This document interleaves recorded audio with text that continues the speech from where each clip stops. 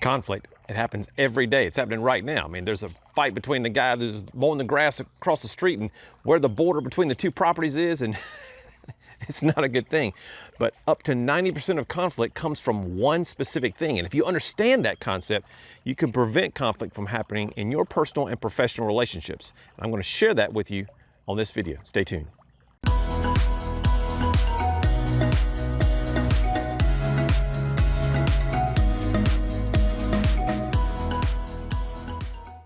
Hey guys, welcome back. Alex Swire-Clark, human behavior expert, emotional intelligence expert, award-winning speaker, author. I got all kind of emotional intelligence stuff oozing out of me. I'm out here by the pool today. I want to talk to you about conflict and how we can prevent conflict in terms of how it pertains to our personal and professional relationships if we understand this one key component. And that key component is the fact that we can divide the world into two kinds of people. Those folks who are outgoing and reserved. And so when you're talking about the model of human behavior, there are all kinds of ways to talk about this outgoing versus reserved mindset. But people who are outgoing talk fast, think fast, move fast. Those reserved folks are a little more on the shy side. They think before they speak typically. But that's not where most of conflict comes from. Most conflict comes from the fact that people are people-oriented, or they're more of a task-oriented kind of person. So a people-oriented person gets their energy from being around others. So they don't necessarily have to be the life of the party, although some folks are, but they just like being around other people. So on a weekend, for them, recharging their batteries means that they're around other folks, whether that be spending time in front of a fire, cooking marshmallows, or whether that's just hanging out, walking around at the mall, or maybe it's at a party or whatever, but they get their energy from being around others. However, the task-oriented folks, they get their energy from checking off boxes, ticking the boxes, saying, yes, I got this done. I cut the grass, I covered the lawn chairs, I cleaned the pool out, I went to Lowe's, I picked up these plants, all that kind of good stuff, whatever that happens to be. So in situations where we have conflict, 90% of it occurs from this second division, this people-oriented versus task-oriented. And let me give you an example of that.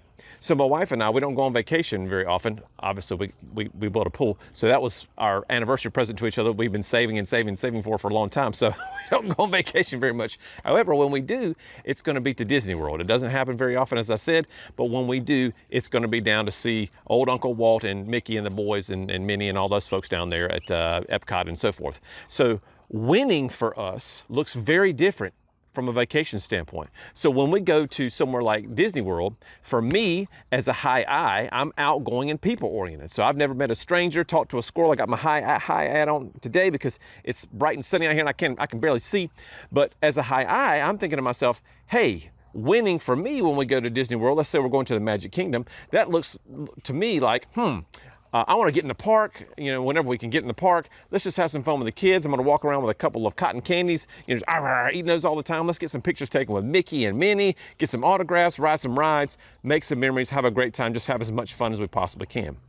However, my wife, who's a super high C, reserved and task-oriented, no, her object is we've got to make sure we're doing things in order so we're maximizing the efficiency of our trip. So that means we're going to be in the parking lot by 6:03. We're going to hit that tram by 6:18. We're going to be at the front of the line by 7:02. When the park opens at 8 o'clock, we're going to be there.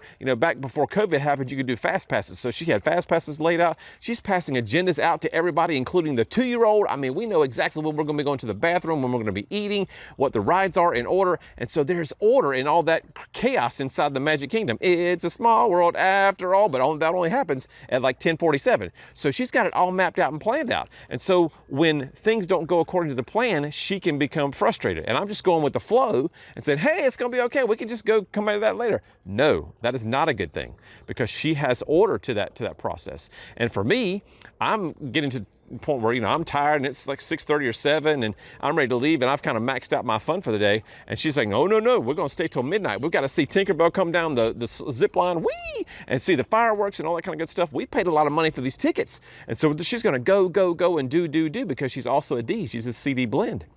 And so she's doubly task-oriented.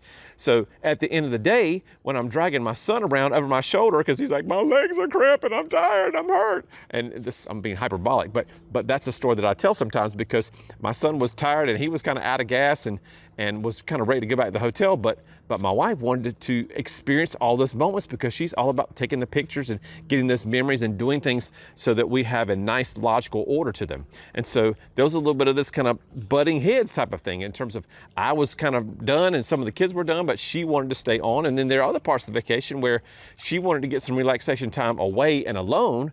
And I said, hey, sweet, we're going to go out here in distance. She goes, no, I just want to stay here and read.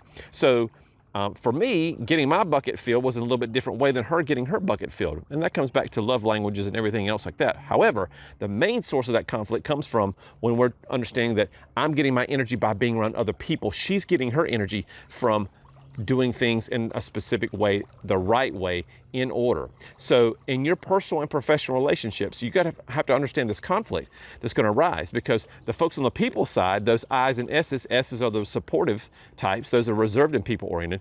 Those S's are going to want to be around others, but they're going to move a little more slowly.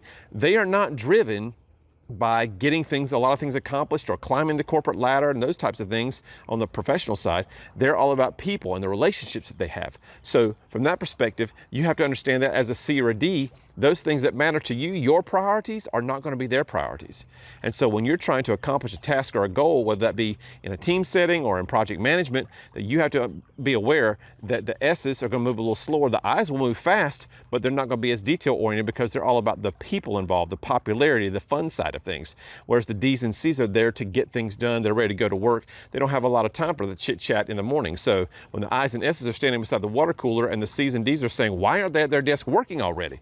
Again, there's some internal conflict there. And again, we're talking about interpersonal conflict. Of course, there are 4 kinds of conflict. There's intrapersonal, that conflict within yourself. There's interpersonal, and there's a couple more that we can talk about on future videos. But from an interpersonal conflict standpoint, the way to eliminate that, again, 90% of all conflict, up to 90%, comes from this particular difference, this people versus task difference. And so if we can understand ourselves and how we're wired, and then be able to understand others, the magic happens when we learn to adapt our behavior to meet others where they are.